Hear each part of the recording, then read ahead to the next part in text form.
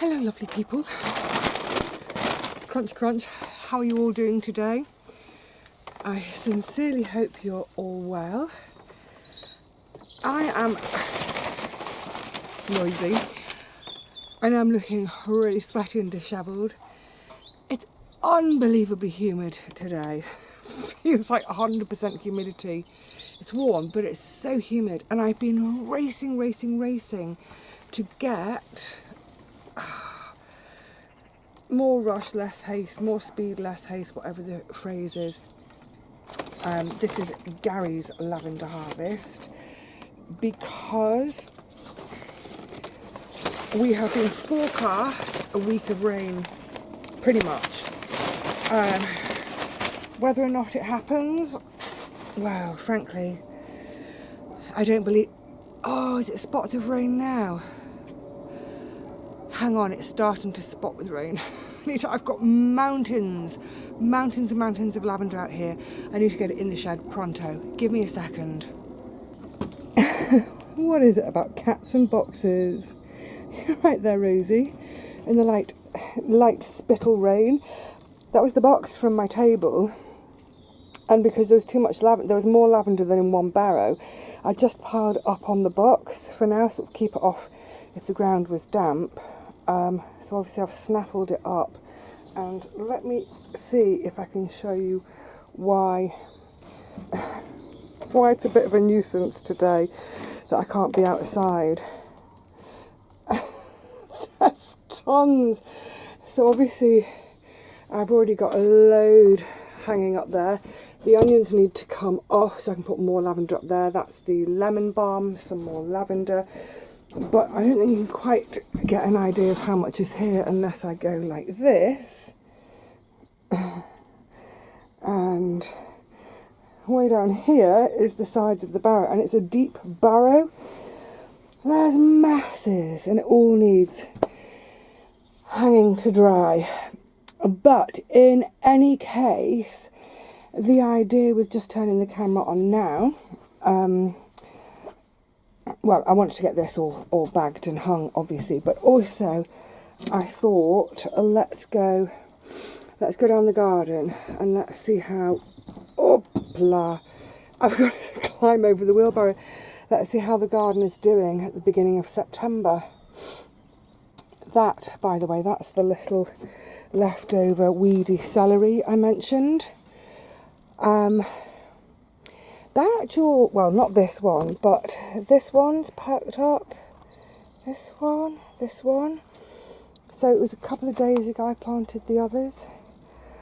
Let's go and see how we're all doing, because I think the rain has, it was only a few spits, but it's overcast today, but yeah, I just don't think this rain's going to happen. You'll have to forgive me if I huff and puff a bit. It's just so, oh my goodness, of course, just when I start filming, there's a man up there putting a tarp on a roof. Yeah, it's the, wow, I can't get over this humidity today. Anyway, the ground is still bone dry. We've had a couple of showers, but they're doing absolutely nothing. Never mind, where are we at? What needs doing? What am I about to crack on with? The verbena is just looking lovelier and lovelier by the day. Gorgeous. There's all sorts of jobs. There are all sorts of jobs to get on with in September, and one of them will be doing, as I did the other day with the calendula, a load of deadheading. Let me see how long I can prolong these lovely flowers. Now, behind them, no change. This is where the onions were, and where all the little holes where their roots were, I'm hoping that it's not like concrete, so I can plant in these. I'll show you what I'm going to plant in a minute. But otherwise, yeah, it's more tidying. You can see the esculpture have pretty much gone over, so they can come out. There's occasional weed has popped up. Big weed in the path here. I'm not sure what that is, but it's a frequent flyer. Now the other thing, maybe tomorrow, I've got a load of harvesting to do. So I'm getting to the stage now, the wonderful, magnificent, fabulous stage of harvesting twice a week. Now, I'm not going to harvest today, and you might think, but it's gagging for it. See, the thing is, when I harvest, I have to think about then when I get everything home, how many sort of hours of cooking and preservation, and I do not have time this afternoon / evening. So this will be a job for possibly tomorrow. But yeah, I've got some whopping courgettes, all sorts of whopping courgettes. That's fine. They'll go in the soup. Their whoppingness doesn't matter in the soup. Little tiddler. Oh, that one's had a nibble. Oh, something beat me to it. Naughty. Never mind, because yeah, I mean there's a whopper on. Whoops, sorry. There's a whopper on every plant. I have been having a nice. There we go. I mean, you can see from my hand whoppers. I've been having quite a few lovely courgettes already, and then over here, these were the two that Catherine gave me. Can't remember the names, sorry. But again, yeah, let's get picking. Oh, everything's so dry. Down at the end there, this is my Coco Noir that I was trying this year for the first time. But, oh, I might get a couple fresh ones out of there. Because I want these for the beans, not the pods. And I want them when the beans are fleshy rather than dried. But, well, we all know what kind of summer it's been. Look, they're all drying already. But that's okay. I'll save them for seed. The chard has been getting away. I've got pockets of chard all over the garden. Again, I've started harvesting, which is lovely. And the spare toms, oh yeah, more harvesting to do. These were the black cherry from Steve. Oh, that's a more ripe one round there. And the little orange, I think they're sun golds. Yeah, that burst of rain, that burst of rain we had didn't do many favours because, yeah, a few of them are split. Again, this is why I won't pick them today, because if I pick them and don't cook these split ones straight away, they'll start to go off really quickly. This is one of the real disappointments this year, is beans. Now, I'll talk about that lot in a minute. You can see there's a lot more going on over there.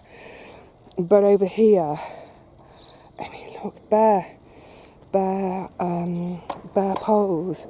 These did start. You can just about see the remains of their stems. This was Helder. But boy, oh boy, they struggled. On the other side, it's Coco Sophie. Really pretty much come to nothing. The Borlotti struggled. I mean, I've got it's absolutely pathetic amount. Utterly pathetic. I'm going to do a whole thing on beans.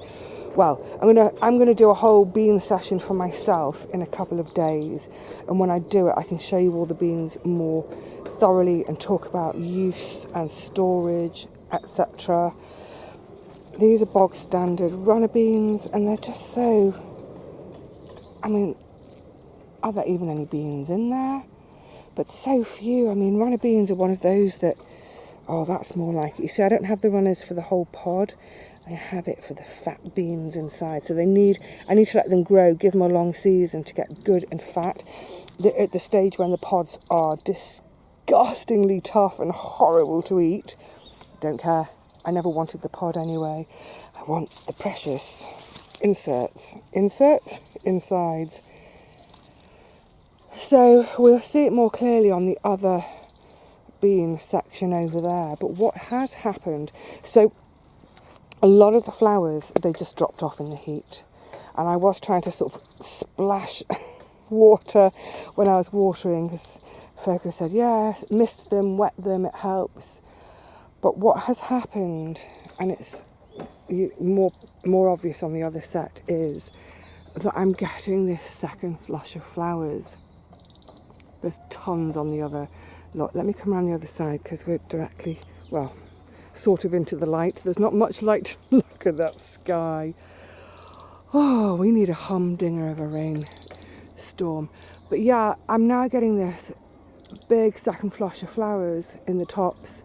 So I'm hoping, if we stay mild enough, and if we get enough rain, because that's what beans hate. Beans hate drought. Never mind the heat this year. Never mind the heat. It's the drought. But maybe there's just time for that second flush to come to something. Now, this is always an exciting bit each year. Oh, let me come this way so you can see the main squash bed. Well, you can see, it's very obvious my squash did get going. So yes, I might have been a bit behind everyone else, but actually, I mean, you can see from my you probably can't see from here, but my neighbours, it's completely dying back already, whereas mine's still, oh, pitter-patter of rain. Anyway, the point I was trying to say is they've lushed up, and now we're at that time of year where I have to go hunting to see what's happening. And under here, this is some golden nugget. Great. Through here, this looks like Carnival, but I didn't plant any. Or is it blue ballet maybe? Is that a blue ballet? But yeah, quite a lot of these golden nuggets coming. Crinkle, let's come here. I've not grown them before, but I was really happy to try them because I understood that there would be a smallish squash, which is great if you're cooking for one.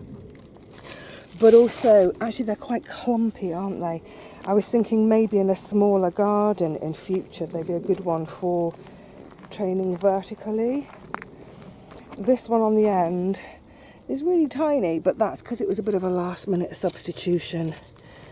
I lost the original plant to slugs, so that's a backup plant. Yeah, so I'm looking forward to trying them.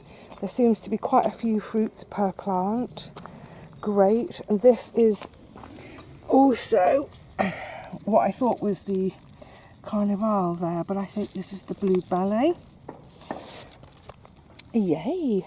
Now the thing with the squash is I always let my squash do whatever they want. I don't trim them back and focus on one. Yeah, I literally leave them to it. I don't put tiles or slates or wood or anything under them to keep them off the ground. I know lots of people do. I don't, never have done. Just leave them as nature is intended. So yay for butternuts. I'm actually starting to see quite a few. And the thing with all the squash is I will, like I said, I mean I just don't, apart from watering obviously, I don't do anything with them. I leave them, let them do their growing, let them do their ripening, and I try to leave them as long as possible. Look, the twins are growing. They were like an inch long 2-3 weeks ago. Yeah, just leave them completely to it. Right through the autumn, the foliage will die back. Leave them. And then harvest at the last minute just before we due our first frost. And that way, oh, that's a beauty. Oh, and there's another one behind it. Yeah, that way they've got sort of, the way I see it, the longer I leave them on the vine, the riper they're going to get. And also it's about curing their skin. I want their skins to have long enough to toughen up, because that's what's going to aid in storage. This is supposed to be a Waltham butternut. I don't know, dark green. Again, oops, sorry, too much foliage. Good size. It doesn't look like a Waltham though. I can see more in there. And then, exciting ones. So in here, oh, this is, oh, look at that gorgeosity. That is a Muscat de Provence. Beautiful, absolutely gorgeous. And oh, I just spotted another one. Okay, so let me bring you around this way because I want to get this beauty on camera. Where is it? I just saw it. Where did you go? Ah, there you are. In here. Isn't that beautiful? It's on its side. So there's its stalk, its bottom. Oh, that's beautiful though. I love these gorgeous sort of deep but gentle ribs. Beautiful, beautiful green at the moment. Gorgeous. But what I also am loving, there's a few more bits in there. Oh, come on, back to where we were. All around the houses. Whoopla today. Oh, I just saw another butternut. Right in there. I don't know if you can see. Oh, sort of there. Oh my goodness. You know that point in the year comes when the foliage does start dying back. And then I can really, really have a count up how many I've got. But this one, I'm loving it. Look. It's supposed to be in this bed. It's supposed to be training that way, but it's on a little bit of a route march into the Coco de Pampol bed, right in the middle of my path. So yeah, that's my path. Slap bang in the middle, but I don't mind at all. This is a Long Island cheese. And what a handsome one it is too. And the rest of the vine, like I said, look, it's cutting through the Coco de Pampol. Yeah, I'll just leave it, get on with it. I'm not going to move the vine now. Have its own way. So now here, this is Coco de Pampol. I need to start harvesting soon. And then amongst it, if you remember, I did a second sowing and one whole section of the second sowings didn't come up. So I put in my module sown beetroots. They're all in clumps of about 2 or 3.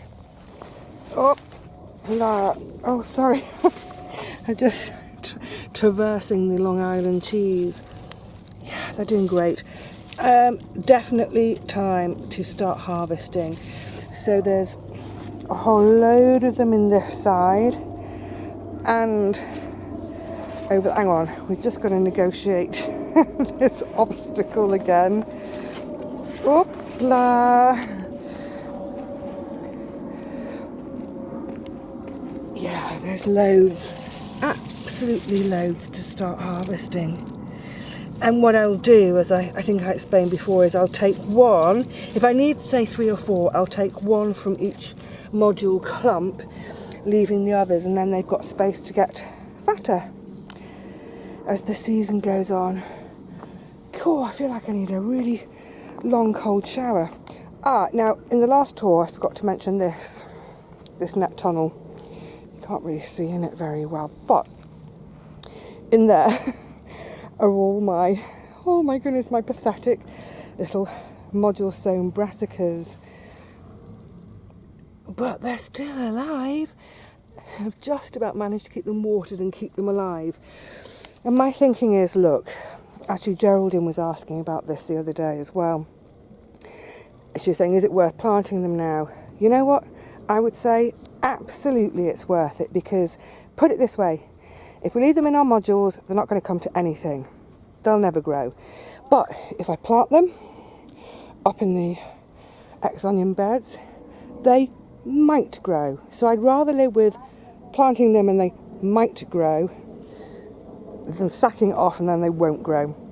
And if they only ever manage to be, you know, real little tiddlers, hey Rosie Posy, if they only stay as little tiddlers, then you know what, doesn't matter, there'll still be a few leaves.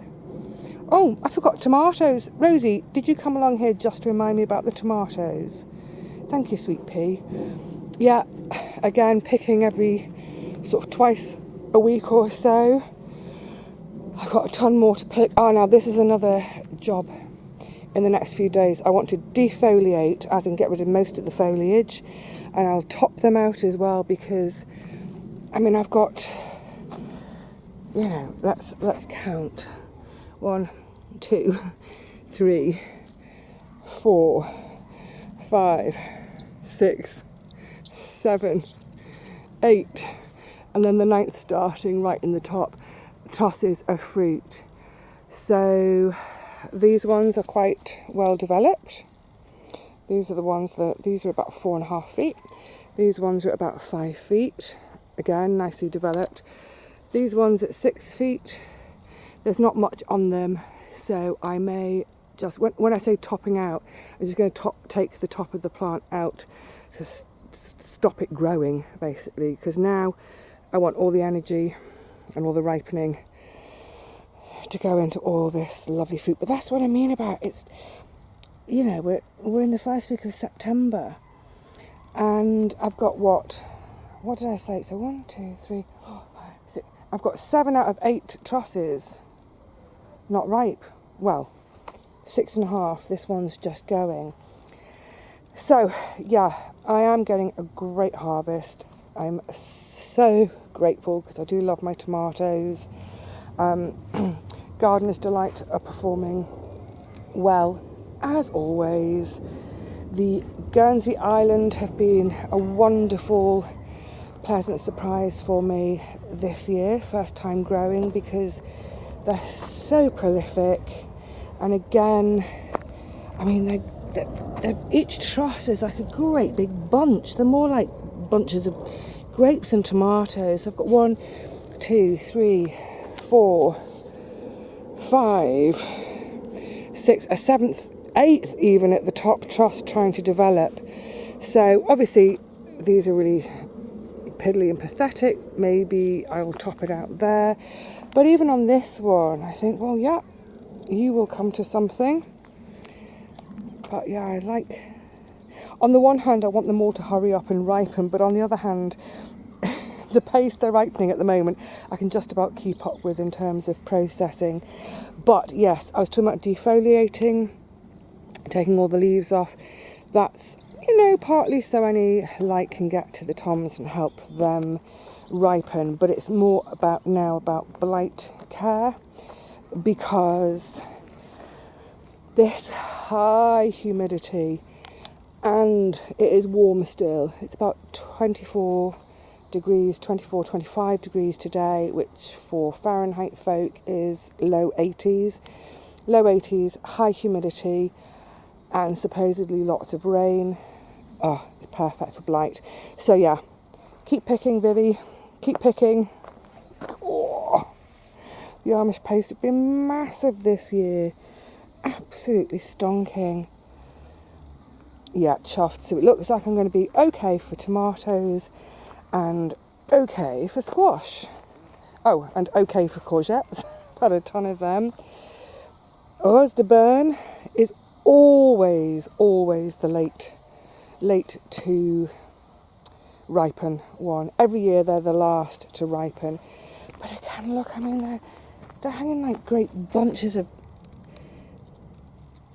oh my goodness, massive bunches.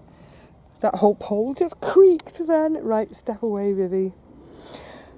Okay, so yeah, we went slightly out of order, didn't we? Because I got a bit excited about going on a squash hunt. And who wouldn't? Who wouldn't get excited about uncovering treasures like these? Oh, and who, or should I say what, are you? I don't know what you are. Are you the blue ballet? Of course, all my pebble labels are completely covered now.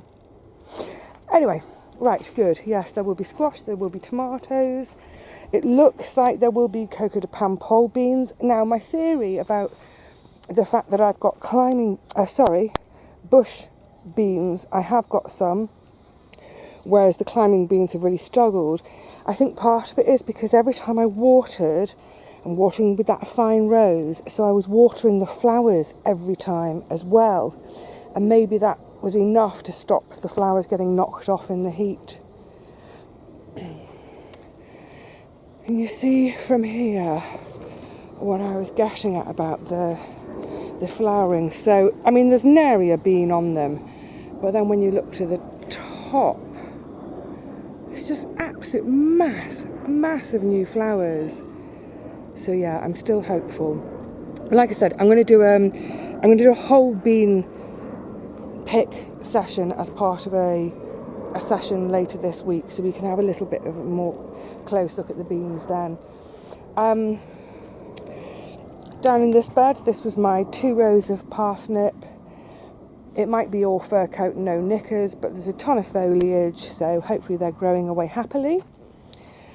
Have they possibly put out lots of fine hairy roots to try and find water, or have they developed nice tap roots to go and find water? We'll only know as we head into winter. All the sort of the green that's not... Okay, this is parsnip foliage. You can see it's sort of serrated, slightly spiky. So all of this fleshy, round, leafed green foliage that you can see in this bed, it's all spinach. And that's where I was plugging the gaps of intermittent germination. Amazingly, they've all survived, bar 2 at that end, which bolted. But frankly, I'm amazed I got spinach through this summer because, yeah, again, heat and dry. The calendula behind, you saw recently, I went through the whole bed dead-headed. And just as I hoped, I'm starting to get another flush of flowers. Oh, you beauty. Aren't you just about one of the most cheerful sights in the garden? They do make me happy. And they make me even happier later on when I slather them all over my body. So yeah, that deadheading session, well worth it. Now behind, oh, this is an unholy mess. This is a right mix of rock and core beans. Let's see if I can find you some. We're going on a bean hunt. Oh, here we are. So, oh yeah, ready to pick. So these are a beautiful French bean. Second sowings, how many sowings did I do? Can't remember. Definitely 2 sowings. But in amongst them, gaps were plugged with chard. So you can see where every now and again you can see a little bit of colour. Oh, there we go, chard, gorgeous chard coloured stems. And down there the yellow. So there's nice pockets of chard in there. They'll go all through winter. Also in there, there's some rather rampant, gorgeous nasturtium. Yeah, just let those do their own thing as well. And then, again, as you saw the other day, I finally planted my really, really weedy little celery. But, when was it? 2 days ago, I think. Hopefully you can see they've all got some lovely new vigorous growth happening. So you know what? I think they might just about do. Now, at the time as well, I mentioned I did put some sod pellets down. So hopefully that's been enough to let them just get established before the snails and slugs have a go. Oh, poor beans, poor beans, poor beans. That whole run at the end, it's supposed to be Madeira maroon. I don't even know that there's one I can show you. At this end, Black Churchill. Yep, struggling to find one to show you. On this side, oh, but it's hardly developing the bean. This is Gigantes. My favourite beans, Coco de Pampol, which is the little bush bean, and then Gigantes. Oh, actually, I've got a couple. I mean, this is pathetic. I'm getting excited to see 2 beans. This should be dripping. This should be absolutely drenched in beans normally. Yeah, Quel dommage. But, like I said, all those flowers up there, they may come to something. And put it this way, every single bean that I can get this year is going to taste so beautiful. I'm going to really take my time eating every single individual bean. It's not going to be baked beans on toast this winter, it's going to be baked bean. Still loads of potatoes to dig up, loads of new potatoes to dig up. The main crop potatoes are just starting to go over. They won't come out until end of October. So yeah, they've got another. I mean, I could leave them in the ground for ages. I want to concentrate on getting these up and eaten first. Get them up and cooked into things that I can then freeze, but also enjoy a few fresh.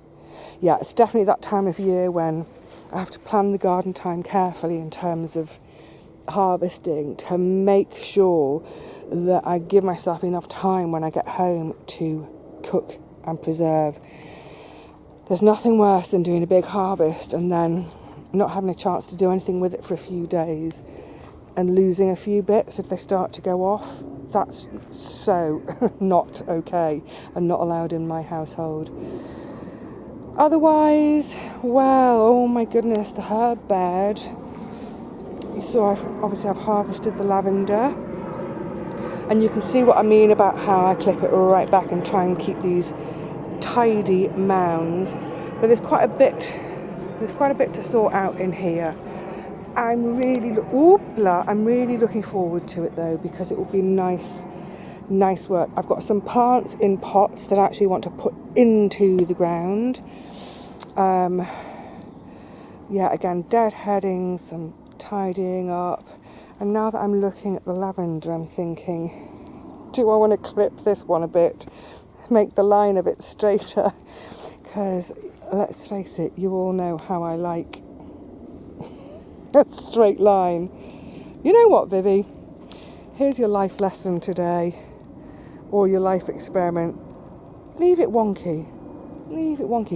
Oh, also, I don't know if you remember way back in the summer, as if the summer was a year ago, it was only a couple of weeks ago, I hacked the lovage down so I could have my tree lily on show. So it must have been, that was about the 20th of July maybe.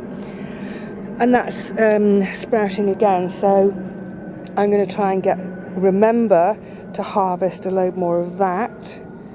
And I'll either dry it or chop and freeze in oily ice cubes in the freezer. I'll have a think on it, but yeah, get that harvested so it's an extra for winter, just in case. Sorry, I went too quickly for you. Yeah, just in case the celery decides that, yeah, its life isn't worth living. Look at the state of it. Oh well. Live in hope. Yeah, so I think generally speaking, everything now is about, more tidying to do.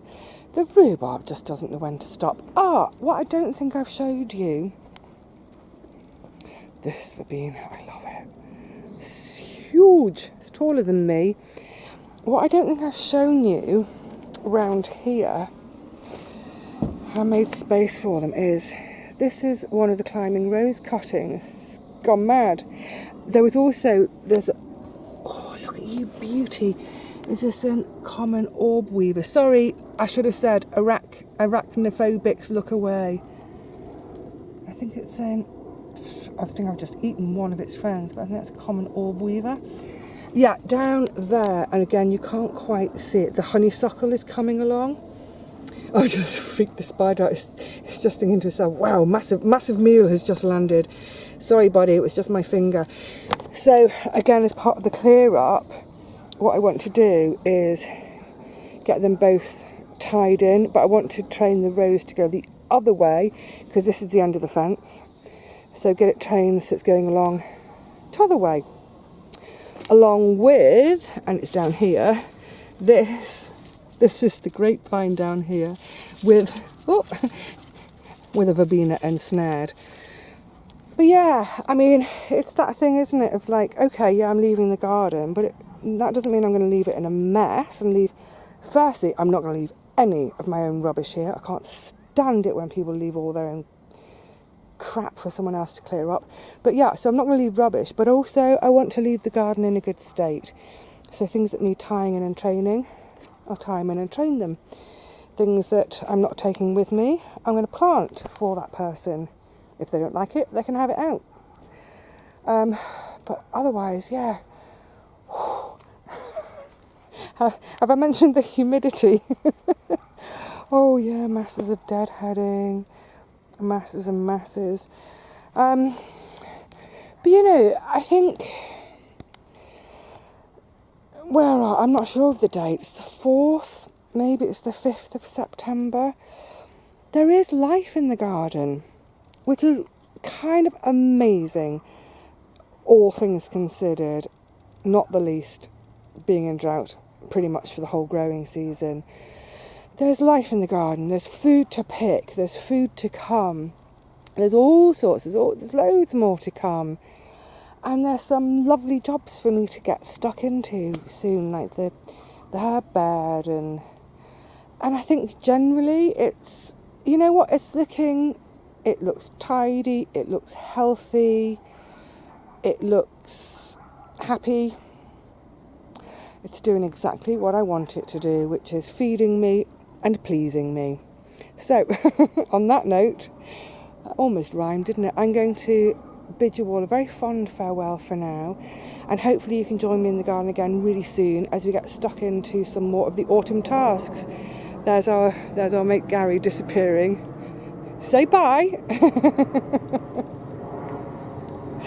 Alright, I'm going to say cheerio to all of you and go and catch up with our Gary.